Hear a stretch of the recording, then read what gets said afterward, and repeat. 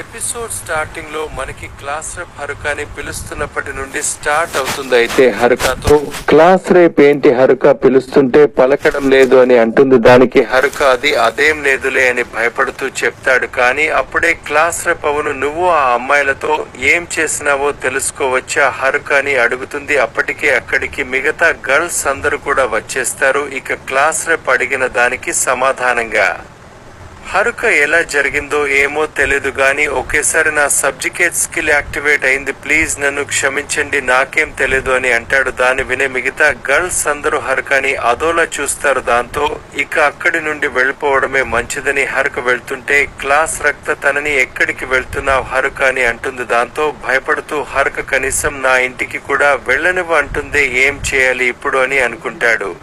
And ఇక class rape subjugate అయిన ముగ్గురు అమ్మాయిలని లేపడంతో వాళ్ళు నార్మల్ అయిపోతారు అని క్లాస్ రేప్ హరుకని దీనికి నువ్వేం సమాధానం చెప్తావు హరుక అని అంటుంది. కానీ హరుక మెల్లగా అక్కడి నుండి ఎస్కేప్ అవుదాం అనుకుంటే మళ్ళీ క్లాస్ రేప్ ఆపేస్తుంది. దాంతో అక్కడే హరుక ఆగిపోతాడు. అండ్ ఆ ముగ్గురు కలిసి హరుక వాళ్ళకి హెల్ప్ చేయడానికి వచ్చాడని చెప్తారు. దాంతో అందరూ కలిసి హరుకకి థాంక్స్ చెప్తారు. సరే ఇక నేను ఇంటికి వెళ్తాను అని అంటాడు. హరుక ఏంటి హరుక, మాకు హెల్ప్ చేస్తా అన్నావుగా, ఇప్పుడే ఏంటి హరుక, నీకు ఈ ప్రపంచంలో ఇల్లు కూడా ఉందా, నువ్వు ఈ ప్రపంచంలోనే పుట్టావా ఏంటి? లేదు నేను ప్రపంచంలో ఖాళీ టైంలో మాత్రమే నా ఇల్లు 240 పడతత్తు చేసుకున్నాను అని హరుక చెప్తాడు.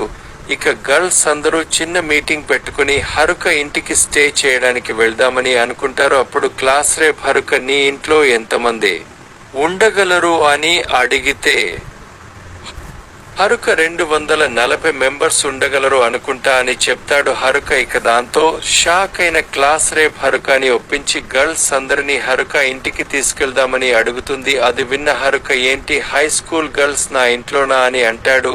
ఇక వేరే దారి లేక హరుక వాళ్ళందరినీ తన ఇంటికి తీసుకెళ్తాడు. తన ఇంటిని చూసిన గర్ల్స్ అందరూ ఇంప్రెస్ అయ్యి ఆనందపడుతుంటారు. ఇంకొంతమంది గర్ల్స్ అయితే స్నానం చేయడానికి కూడా వెళ్తారు.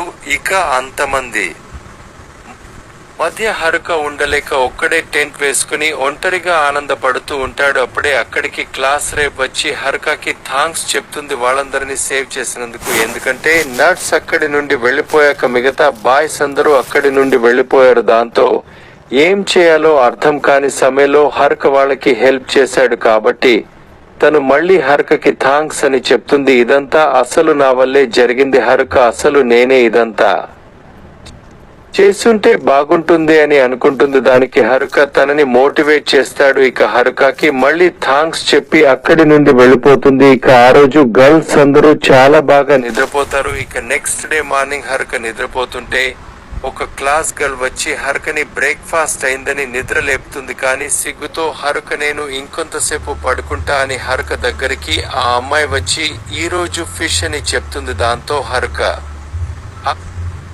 అక్కడి నుండి లేచి తొందరగా వెళ్లి ఆ ఫిష్ ని ఏడుస్తూ తింటూ ఉంటాడు. ఎందుకంటే ప్రతిరోజు హరుక ఒకే మష్రూమ్స్ ని తింటూ ఉండడం వల్ల తనకి బోర్ కొట్టేస్తుంది. నువ్వు దాన్ని అంత విచిత్రంగా ఎందుకు తింటున్నావు హరుక, నీ పక్కనే రివర్ ఉందిగా పట్టుకోవచ్చుగా అని అంటుంది. అవును, నా పక్కన రివర్ ఉన్న నేను ప్రతిరోజు చేపలు పట్టిన ప్రతిసారి అవి నా చేతిలో నుండి జారిపోయేవి అని అంటాడు. వాళ్ళకి ఆ ఫుడ్ కోసం థాంక్స్ చెప్తాడు. అండ్ మీరు అంత ఈజీగా ఎలా పట్టుకున్నారు అని అడుగుతాడు. దానికి క్లాస్ రేప్ వాళ్ళు ఫిష్ ఎలా పట్టారో హరుకకి చూపిస్తుంది. వాళ్ళలో ఒక అమ్మాయి తన లైట్నింగ్ మ్యాజిక్ వాటర్లో యూజ్ చేసి ఆ ఫిష్ ని పడుతుంది. దాన్ని హరుక చూసి ఇంకోసారి ఆ అమ్మాయిని లైట్నింగ్ మ్యాజిక్ యూజ్ చేయమని చెప్తాడు. ఆ అమ్మాయి తన మ్యాజిక్ ని చేతిలో పట్టుకున్నప్పుడు హరుక తన ప్యాకింగ్ స్కిల్స్ ని యూజ్ చేసి ఆ అమ్మాయి చేతిలో ఉన్న లైట్నింగ్ మ్యాజిక్ ని ప్యాక్ చేసి దాన్ని వాటర్లో వేస్తాడు. దాంతో హరుకకి లైట్నింగ్ మ్యాజిక్ కూడా నేర్చుకుంటాడు. ఎందుకంటే తన ప్యాకింగ్ స్కిల్స్ తో ఎలిమెంటల్ పవర్స్ ని ప్యాక్ చేసి యూజ్ చేస్తే వాటిని హరుక కూడా చేయొచ్చని చెప్తాడు. దాన్ని చూసి క్లాస్ రేప్ అది చాలా అద్భుతం, నువ్వు చాలా ఓవర్ పవర్ గా ఉన్నావు హరుక అని అంటుంది. దానికి హరుక మాత్రం ఇవన్నీ చెత్త స్కిల్స్, దీనికన్నా మంచి పవర్ఫుల్ స్కిల్స్ మీ దగ్గర ఉన్నాయి అని చెప్పాడు.